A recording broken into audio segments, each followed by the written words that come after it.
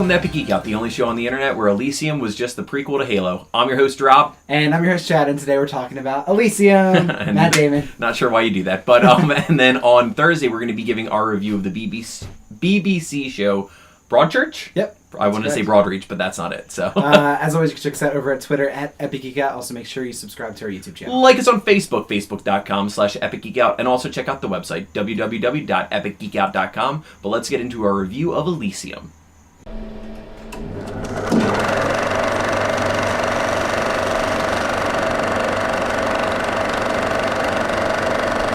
So Elysium is the second film from Neil Blomkamp, and it stars Matt Damon.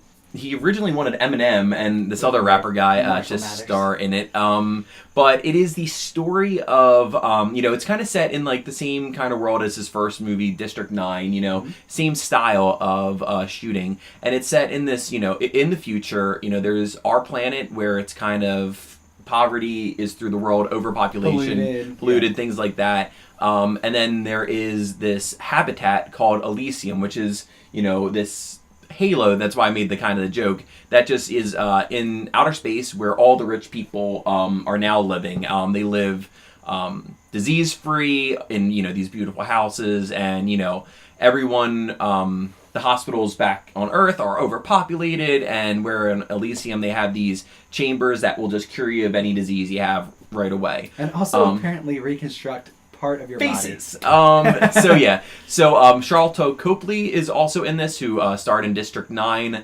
I'm a big fan of. I want to see him in more movies. But Chad, what do you think? Jodie Foster, too. Yeah, Jodie Foster. What do you think of Elysium?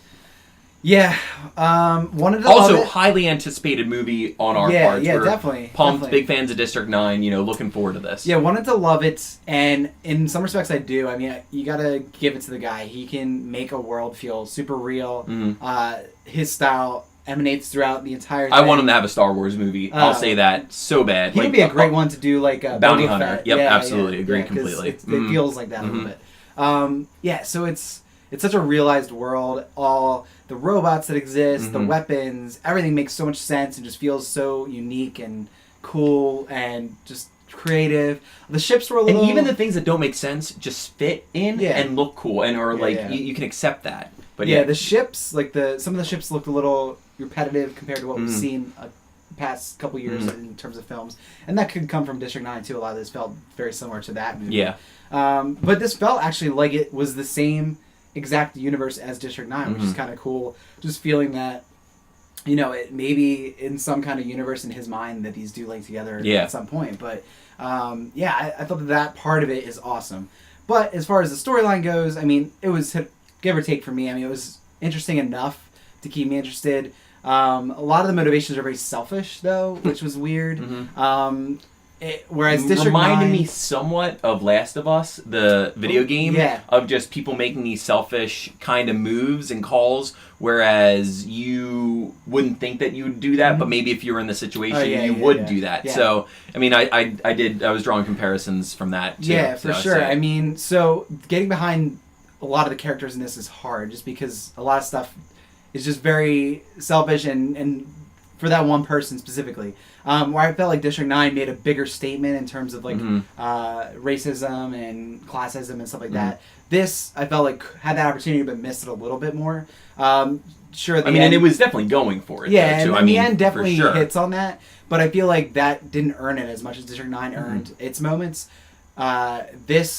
Where we get to at the end, where it's the big revelation and speaking to our culture and society, it didn't really get to that. Like, it didn't earn that because everything was before that was selfish and completely not motivated by the outcome of what happens. If that makes sense, it probably doesn't make sense unless you've seen it. But, and we're always trying to avoid spoilers. So overall, I thought decent. Matt Damon did a good job. I like him in general. So I don't know. I think his character. I was expecting something a little bit different from what we got from him. I thought. The way that they explain a lot of the things in the universe and the way things work, like the atmosphere was kind of wonky, and even like his powers by the exoskeleton he puts on, I thought was going to be more like that was going to give him more of an ability to kind of be a superhero type character. You thought that was what gained him entrance into Elysium, where it kind of is. So overall, I mean, good, but I wouldn't say great. It doesn't, what I was expecting, but also love the world and the way that it was realized. So, I mean, that alone is probably worth it, but the story is just mediocre. I agree completely with that. It doesn't live up to the potential or what was District 9, but I think this is a beyond solid movie throughout. I would watch, a documentary just set in the world he can create, just because the world that he creates is beyond worth the price of admission in its own right. Like, it is... I mean, a lot of CGI, obviously, in this movie, but it's all done so well and so grounded in reality. And there's sci-fi elements, but they just seem natural. And it just allows you to be immersed in a sci-fi movie in a way that others don't, because it doesn't look outlandish. It looks grungy, it looks dirty, it looks real, it looks like what this world would look like in these situations. Yeah. And I'm sure that there's, a lot of faults to this movie, but because the world is set up so well, you forgive it for it. I think the acting across the board was good. The guy who played Spider, the one character was kind of like odd, but then towards the end, like I was kind of accepting of his eccentric. That was a different actor than it turned out being. Yeah, which is weird.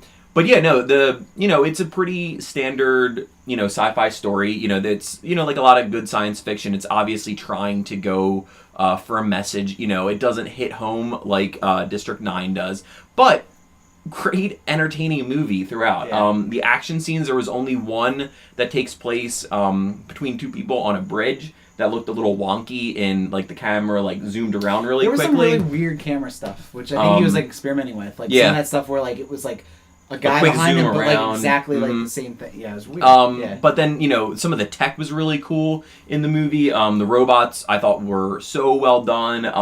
And the story, it did make sense, though it might have been a little selfish. It did make sense. So I definitely would recommend this. I look forward. I think he's a great director, and I look forward to just seeing more work. Both of his movies have been original works, so I would like to see his imprint on a pre-existing franchise. I think he could do wonders with. He was up to direct the Halo movie, which, I think he borrowed a couple, plasma shield idea and, giant Halo idea from that. He definitely borrowed the little droid things that go down and search for things, too, from Star Wars. So well, and sci-fi is, always, people borrowing from things that happened before. But, I would highly recommend it. I'd say it's, go out in theaters to go see, so. Cool. Check out, I was going to say District 9, but it's called Elysium, so check out Elysium.